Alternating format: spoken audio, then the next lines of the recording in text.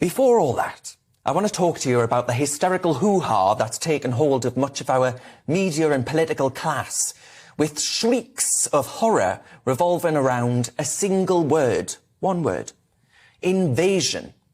For example, Diane Abbott this week implied that Suella Braverman's rhetoric had contributed to the alleged rape of a teenage boy at a hotel housing refugees.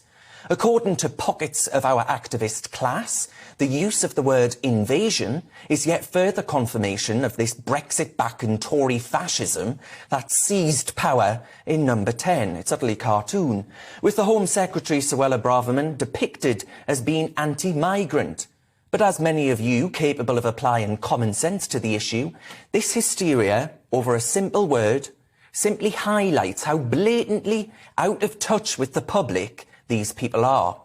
In a focus group conducted by the pollster JL Partners, a group of swing voters, that's the kind of voters that decide elections, they decided, without a single dissenting voice, that Suella Braverman was correct to describe what's taking place at our southern border as an invasion.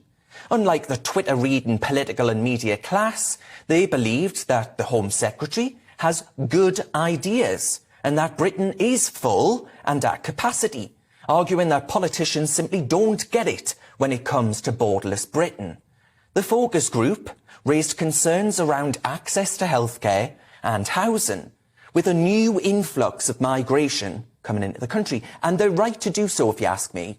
Every MP, right, kicking off over the use of the word invasion by Suella, ought to be told by the government, this is what I'd do if they put me in charge, they ought to be told by the government that their constituencies are going to receive a load of the 40,000 primarily single men that have arrived over the English Channel this year. Let's see if their constituents agree with their virtue signalling MP. I'm sure they would very quickly find that 40,000 people arriving into their community in an unwanted manner is so clearly the definition of an invasion. It's a small army, right? The British Army only comprises of 79,000 regular full-time personnel. So if it's not an invasion, what is it?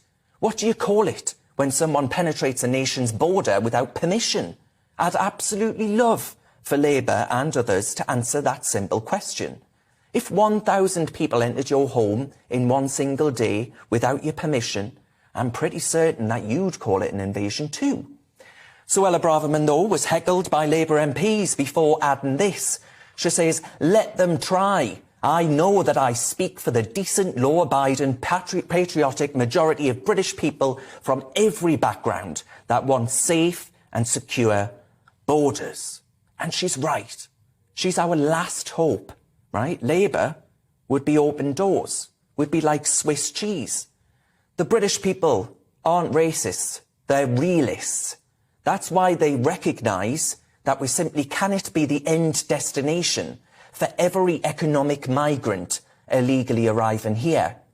Where are the homes? Where are the GPs? Where are the school places? Can our virtue signalling MPs answer me that? Parliament seems to care more about the accommodation of law-breaking illegal aliens than they do that of law-abiding British nationals who are facing, let's not forget, a mortgage crisis. There's nothing racist about believing that border controls are a good idea for both national security and a law-abiding citizenry.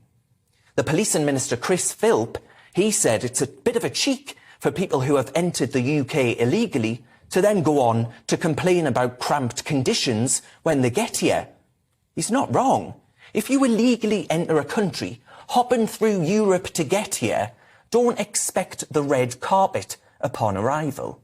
And at a time when the BBC report that Albanian drug gangs are using migrant camps of northern France as a makeshift job agency, offering to pay for the passage of those that are prepared to engage in wanton acts of criminality when they get here, I'm asking you a really simple question. If you don't have border controls, can you really have national security? Can you even have the nation state? I think the answer to those questions is a profound no. And the senior Tory MP, Craig McKinley, he's warned that the Conservatives risk losing dozens of seats at the next general election if they don't start to take the migrant crisis seriously because of the threat of a new UKIP-style party emerging. And folks, judging by the raucous reception that's been rolled out for Nigel Farage on this very issue, on this very channel, I dare say that the Tories and Labour may be reminded of this threat at the ballot box sooner rather than later.